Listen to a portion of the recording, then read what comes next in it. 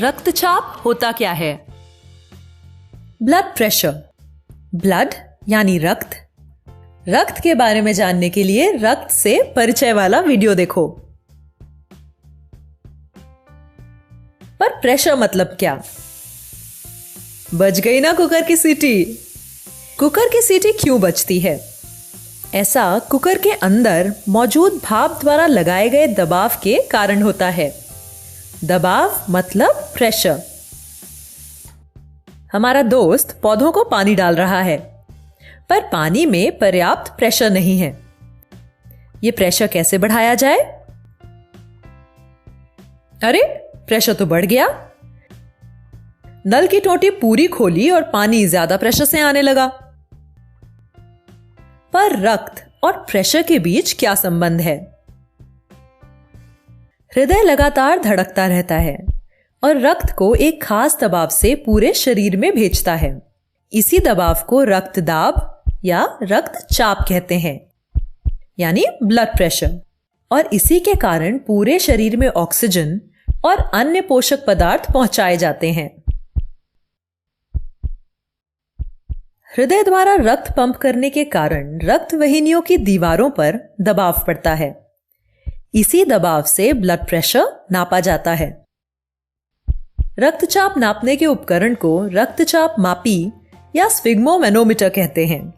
यह उपकरण काम कैसे करता है, ये समझने के लिए रक्तचाप की जांच कैसे की जाती है, ये वाला वीडियो देखो। ब्लड प्रेशर हृदय के सिकुड़ने और फैलने पर निर्भर करता है। जब हृदय सिकुड़ता है और रक्त वाहिनियों की दीवारों पर दबाव बढ़ जाता है, इसे प्रकुंचक या सिस्टोलिक ब्लड प्रेशर कहते हैं। एक स्वस्थ व्यक्ति का सिस्टोलिक ब्लड प्रेशर 90 से 120 मिलीमीटर ऑफ मर्क्यूरी के बीच में होता है। हृदय के फैलते वक्त यह दबाव कम हो जाता है। इसे प्रसारक या डायस्टोलिक ब्लड प्रेशर कहते हैं। एक स्वस्थ व्यक्ति का डायस्टोलिक ब्लड प्रेशर 60 से 80 मिलीमीटर ऑफ मर्क्यूरी के बीच होता है। हमारी रक्त वाहिनियां बहुत मजबूत और लचीली होती हैं, जिससे वो रक्त द्वारा लगाए जाने वाले दबाव को आसानी से सह लेती हैं। लेकिन अगर कुछ कारणों की वजह से ब्लड प्रेशर बढ़ता रहे तो यह रक्त प्रवाह के कार्य को खतरे में डाल सकता है।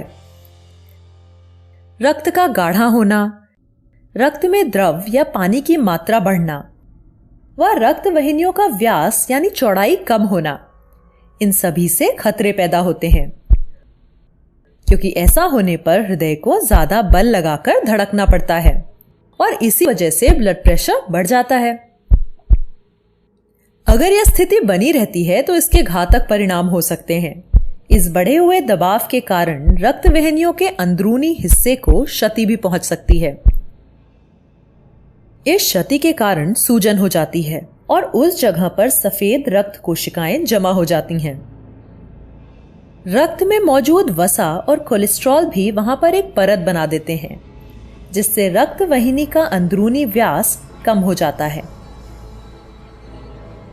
रक्त वाहिनी का अंदरूनी व्यास कम होने से क्या होता है, ये समझने के लिए चलो इस पाइप को देखते हैं। इस पाइप का मुंह इस तरह थोड़ा बंद कर दें तो पानी पहले जितना ही निकलता है, लेकिन उसका दबाव बढ़ जाता है और इसी तरह रक्तचाप यानी ब्लड प्रेशर भी बढ़ जाता है। अगर यह स्थिति बनी रहती है तो इससे रक्त प्रवाह प्रभावित होगा। रक्त प्रवाह रुक जाने से इन भागों को ऑक्सीजन और पोषक तत्व कैसे मिलेंगे? ऑक्सीजन की कमी से ये भाग मरने लगेंगे।